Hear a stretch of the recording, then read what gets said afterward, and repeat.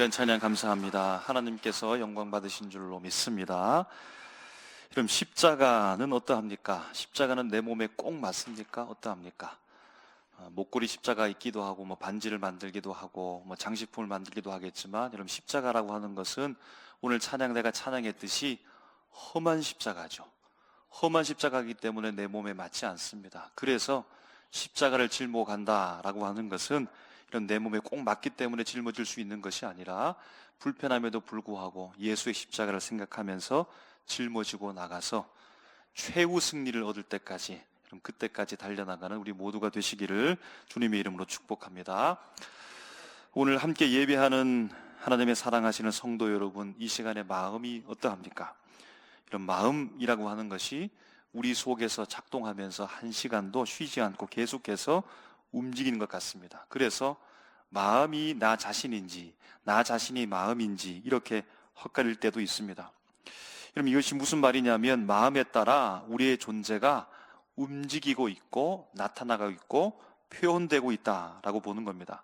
그럼 그에 대한 증거를 보게 되어지면 우리 자신의 상태를 마음으로 수많은 다양한 표현을 통해서 표현하고 있다라고 하는 것이죠. 그럼 우리의 마음은 우리 자신의 감정의 상태를 표현하고 있습니다. 슬프거나 안타까울 때 여러분 어떻게 표현합니까? 마음이 아프다 이렇게 말하죠. 걱정이 되거나 불안할 때 여러분 어떻게 표현합니까? 마음이 무척 무겁다 이렇게 말하기도 합니다. 공허하고 외로움이 몰려올 때 마음이 참으로 허하다라고 이렇게 말하죠. 마음이 답답하다, 마음이 참으로 편하다, 마음이 놓인다, 기대되거나 두근거릴 때 마음이 설렌다, 여러분 이렇게 우리의 감정 상태를 표현합니다. 여러분, 어떠한 대상에 대해서 평가하거나 내가 좋은지 나쁜지에 대해서 우리의 마음의 상태로 나타내죠. 좋을 때 마음에 참 든다라고 말하고, 싫어하거나 불만족스러울 때 마음에 들지 않는다라고 말하고, 무언가 자연스럽게 관심이 갈 때 마음이 끌리는데 이렇게 말하기도 하고, 집중되고 치우쳐갈 때 마음이 쏠린다라고 말하고, 기억에 오랫동안 남을 때, 인상 깊을 때 참 그 사람 마음에 남는다 이렇게 말하기도 합니다. 그럼 상대방의 관계 속에서도 우리 행동의 표현을 마음으로 표현하게 되죠.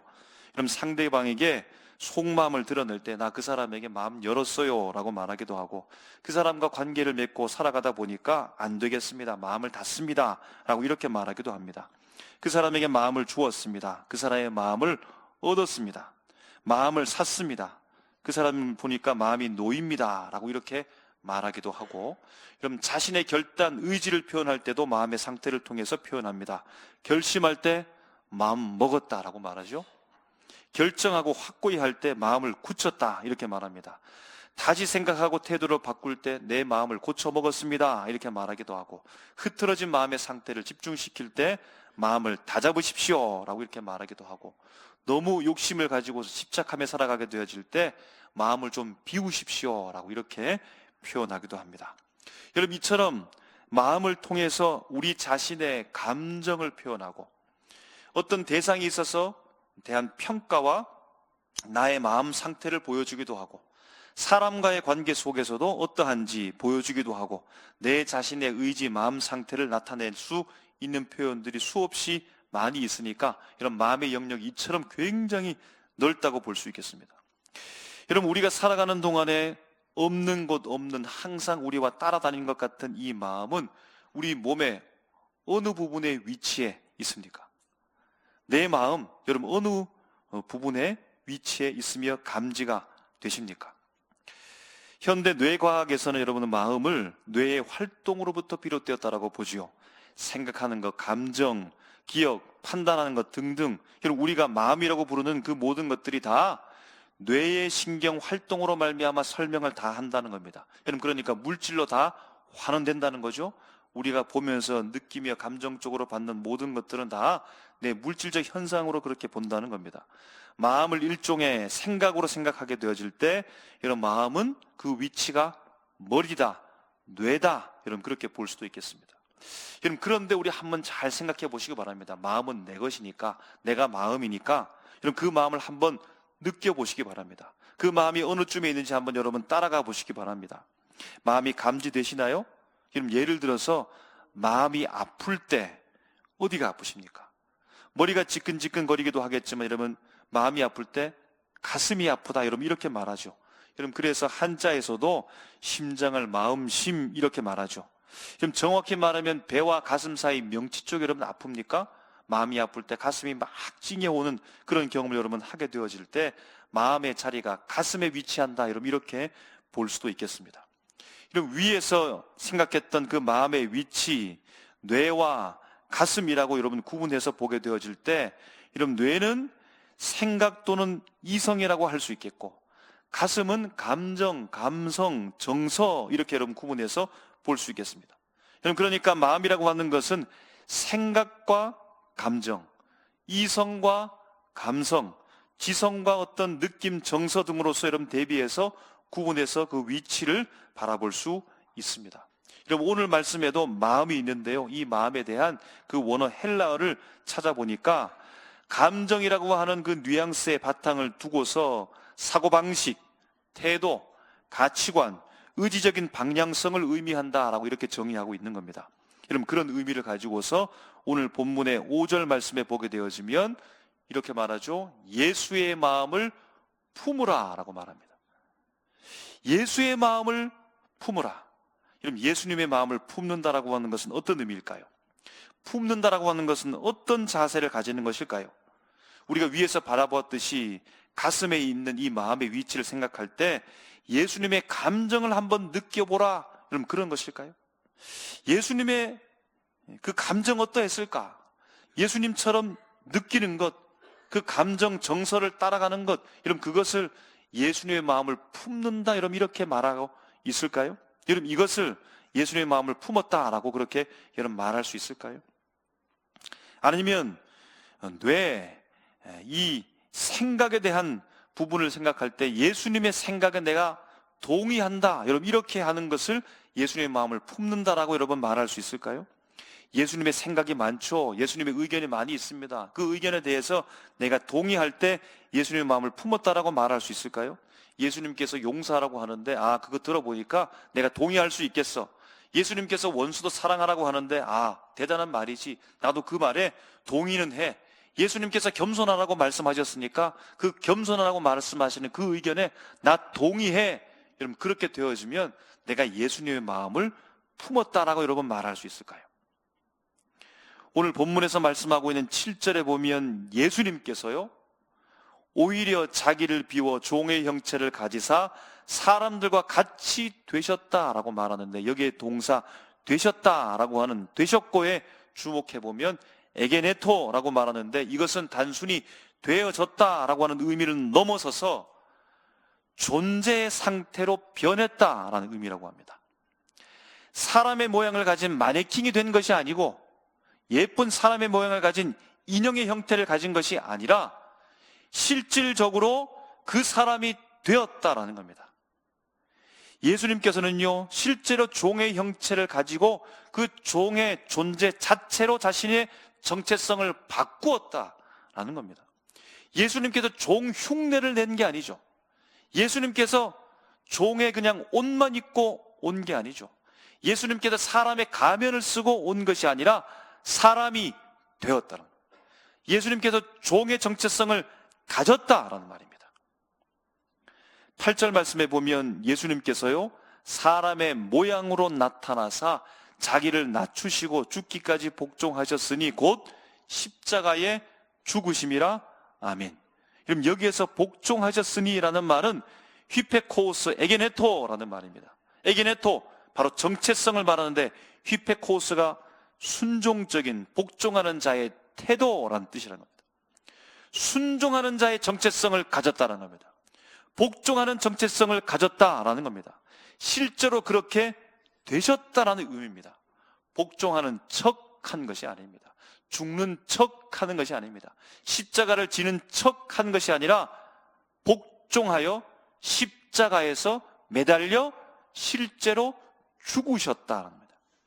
실제로 자신의 삶 전체를 죽음에 이르는 데까지 복종하셨다. 그의 삶으로 그가 바꾸셨다라는 겁니다. 여러분 물론 완벽하지 않을 수 있습니다. 여러분 그런데 문제는 무엇일까요? 예수님의 마음을 품고 그 마음으로 살아가지 못하는 실패를 계속해서 경험하는 이유는 무엇일까요? 교회마다 수많은 학교, 아버지 학교, 어머니 학교, 무슨 학교, 수많은 학교, 성경학교를 했는데 여러분 그것이 무엇이 된 겁니까? 지식 축적에 머물러 있기 때문이 아닐까요? 지식을 많이 가졌다라고 해서 여러분 그 사람이 그 삶으로 변한 것일까요? 살았던 것일까요? 흉내 낸 것이 산 겁니까? 내가 예수님의 마음을 안다, 그것을 이해한다, 그냥 공감한 것으로 끝나는 것이 여러분 그 삶을 살았다라고 여러분 말할 수 있겠습니까? 지식을 축적한 것, 흉내를 내고 여러분 공감했다라고 해서 여러분 그렇게 산 것이라고 말할 수 없습니다. 지식을 많이 쌓아 올린 것, 흉내 내고 그렇게 공감했다라고 해서 내 정체성이 바뀌었다라고 여러분 말할 수 없는 겁니다.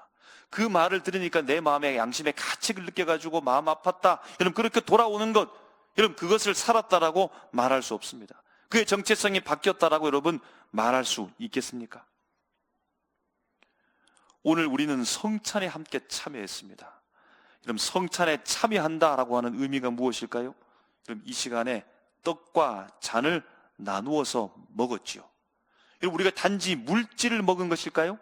떡은 예수님의 살이요, 포도주는 예수님의 피니까 우리가 지금 이렇게 한 행위는 예수님의 살을 먹은 것이고 예수님의 피를 마신 겁니다.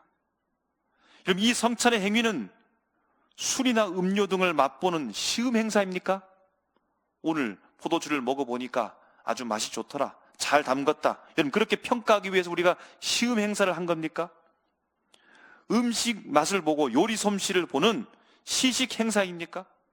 떡을 먹었는데 괜찮다, 어떻다, 여러분 그렇게 평가하기 위해서 우리가 먹은 겁니까? 여러분 성찬의 행위는 경험입니다. 다시 경험입니다. 맛보는 겁니다. 다시 맛보는 겁니다. 맛만 보는 것이 아니라 이 맛보는 떡 한 조각, 맛보는 이 포도주 한 잔, 거기에만 머무는 것이 아니라 이 떡과 포도주로 살겠다는 겁니다. 내가 이 떡을 먹고 살겠다는 겁니다. 내가 이 포도주를 먹고 살겠다는 겁니다. 그러므로 말미암아 여러분 이 시간은 생존의 떡을 먹은 겁니다. 생존의 음료 포도주를 마신 겁니다. 광야 생활 속에서 만나가 아니면 살 수 없습니다. 만나로 살겠다는 겁니다. 하나님께서 메추라기 주지 않으면 살 수 없습니다. 그 메추라기로만 살겠다는 겁니다. 떡과 포도주에 참여했다는 것은, 예수님의 살과 그 피를 마셨다라고 하는 것은 예수님의 살과 피를 먹고 마시고 그분을 온몸으로 경험하고 예수로 살겠다라고 하는 다짐이 바로 성찬 예식에 참여하는 겁니다. 여러분 오래전 드라마 허준을 기억하십니까? 실력을 많이 쌓아 올린 허준이 이제 한양으로 올라가서 임금을 진찰하는 어이가 되기 위해서 올라가고 최선을 다하는 겁니다. 과거를 보러 갑니다. 여러분 그런데 그 중간에 병자를 만나죠. 어떻게 합니까? 병자를 고칩니다. 빨리 가야 되는데요, 허준은 스승의 가르침을 받고 스승의 마음을 가진 자이기 때문에 병자들을 치료하고 병자들을 외면하지 않습니다. 스승의 가르침에 스승의 마음을 품었기 때문에 병자를 바라보면서 병자를 고치고 자기 일이 바쁘다 할지라도 병자를 외면하지 않았습니다. 왜냐하면 스승의 가르침으로 살기 때문입니다. 반대편에 있는 효준의 경쟁자, 그는 그의 스승, 그의 아버지기도 한 그분에게 동일하게 가르침을 받았는데 그의 아버지의 마음이 어떤지 알았는데, 그런데 그의 아버지의 마음으로 살지 않기 때문에 병자들을 외면하는 겁니다. 고향을 떠나온 어린 다니엘의 세 친구, 그들이 결심합니다. 우리 왕의 진미 고기 먹지 말고 채소 먹고 살아가자. 그 어린 소년들이 고향 고국을 떠난 것도 철행하고 마음 아픈데, 외국에 와서 잘 먹고 잘 지내야 될 텐데, 그 성장기에 좋은 건 먹어야 될 텐데 우리는 왕의 진미 먹지 않겠습니다, 채소만 먹겠습니다, 그렇게 말하는 겁니다. 왜 그렇습니까? 왕의 진미 그 육고기는 우상에게 바쳤다 우리 오는 것이니까 우리가 이 음식 먹으면 우상 섬기는 것과 똑같지 않느냐라고 그들이 어린 마음에 결심하고 우리 채소만 먹겠습니다라고 그렇게 말하는 겁니다. 왜요? 우상의 제물로 살지 않겠다는 겁니다. 하나님의 거룩한 백성으로 그 정체성을 가지고 살겠다라고 그 어린이들이 다짐한 겁니다. 엄마가 아들에게 말합니다. 아들아, 남의 물건 절대로 훔치지 마라. 너의 것이 아니면 남의 물건 탐내지 마라. 함부로 가져가지 마라. 도둑질하지 마라. 그렇게 늘 당부합니다. 가게 앞에 엄마와 아들이 있다가 아들에게 말합니다. 얘야, 내가 저기 볼일 좀 보고 올 테니까 여기 꼭 혼자 있어라. 떠나지 말아라 라고 말합니다. 엄마는 볼일을 보러 가는데 그만 사고가 났습니다. 사고 수습하느라 시간이 꽤 걸리는 겁니다. 가게 앞에 홀로 있는 아들, 점심시간을 지나고 있으니까 배가 얼마나 고픈지요. 그 가게는 빵 가게입니다. 손만 뻗으면 빵 잡아서 먹을 수 있습니다. 시장통이라서 사람들이 막 지나갑니다. 어떤 어른이 빵 한 개를 그냥 슬쩍 가져가는 겁니다. 아이들도 슬쩍 가져가는 겁니다. 주인이 모릅니다. 배가 고프니까 손만 뻗어서 빵을 가지면 먹을 수 있습니다. 배불러 줄 수 있습니다. 사고를 수습 후에 엄마가 점심시간이 훌쩍 지난 다음에 아들에게 오니까 아들이 막 달려오면서 엄마를 안고 눈물 흘립니다. 엄마 배고파요, 배고파요. 배고프고 힘들었지만 엄마의 아들로서 잘 참은 겁니다. 잘 산 겁니다. 여러분, 예전의 영화 국제시장에서 유교 피난길에 아버지와 헤어지고서 네가 이 가정의 가장이라고 당부를 받고 살았던 그 아들이 세월을 따라 지나고 노인이 되었을 때에 방 한켠에 앉아서 오래된 사진을 들어 보이면서 무슨 말을 했습니까? 아버지, 제가 그래도 잘 살았지 이렇게 말하죠. 여러분, 우리가 어떻게 사는 것이 잘 사는 겁니까? 예수의 마음을 품고 사는 겁니다. 천국에 가기 직전에, 천국에 갈 때 우리가 주님 앞에 어떻게 말하겠습니까? 하나님, 제가 예수 믿고 잘 살았지요. 여러분, 이렇게 말해야 되지 않겠습니까? 사랑하는 삼일교회 성도 여러분, 예수님의 마음을 품는다라고 하는 것은 잠깐 느낌을 말하는 게 아닙니다. 몇 주 동안 우리가 공부하고 졸업한, 여러분, 그것을 말하는 것이 아닙니다. 집회에 가서 잠깐 눈물을 흘리고 끝나는 것이 아닙니다. 바로 거기에서 가슴으로 은혜를 경험하고 받았습니까? 그러면 그 뜨거운 가슴을 가지고서 살아내는 겁니다. 그 은혜의 사람이 되는 겁니다. 예수의 정체성을 가지고 살아가는 겁니다. 한국교회에 수많은 십자가가 있습니다. 화려한 십자가, 큰 십자가, 밝은 십자가, 수많은 십자가가 있는데 진짜 십자가가 있습니까? 이 세상 가운데 수많은 그리스도인이 있습니다. 오늘도 우리도 그리스도인임의 성도로 살아가고 있는데 진짜 그리스도인이 있습니까? 예수의 마음을 품고 살아가는 진짜 성도가 여러분 이 땅 가운데 살아가고 있습니까? 오늘 우리도 그리스도인이요 성도라고 말하고 있는데 진짜 예수님의 마음을 품고 그 정체성을 가지고 뜨거운 가슴을 부여잡고 여러분 살아가고 있습니까? 예수님의 살을 먹고 피를 마시고 예수님의 마음을 품는다라고 하는 것은 내 머리와 가슴에 두고서 취사 선택해서 살아가는 게 아닙니다. 여기에서는 예수님의 생각, 저기에서는 내 생각, 여기에서는 내 고집, 내 주장, 저기에서는 예수님의 것. 여러분, 이렇게 취사 선택해서 살아가는 것이 아닙니다. 내일 실패하고 좌절하고 손가락질 당할지언정 그는 내 삶의 모든 것임을 인정하고 내가 그가 되어 예수가 되어 살아가야 된다는 사실입니다. 예수님께서 사람 곧 종이 되신 겁니다. 종을 흉내낸 게 아닙니다. 복종을 진짜 하신 겁니다. 십자가를 지신 겁니다. 거기에만 초월의 능력을 가지고서 쉽게 십자가를 짊어진 것이 아닙니다. 오늘 우리도 성찬에 참여함으로 말미암아 여러분 결단하셨지요. 예수의 살을 먹고 내가 살겠다. 예수의 피를 마시고만 살겠다. 육고기 화려한 건 먹지 않는다 할지라도 채소만 먹고 살겠다라고 했던 그 다니엘의 어린 새 친구들처럼 오늘 우리가 무엇으로 살겠는가 주님께서 우리에게 질문하고 계십니다. 온전히 예수가 되어서 살아서 예수님의 마음을 품고 그 사는 삶을 이 땅 가운데 산 증인으로 보여주는, 하나님이 기뻐하시는, 그래서 천국에 갈 즈음에 주님 제가 잘 살았지요, 여러분 이렇게 고백할 수 있는 우리 모두가 되시기를 주님의 이름으로 축복합니다. 기도하겠습니다.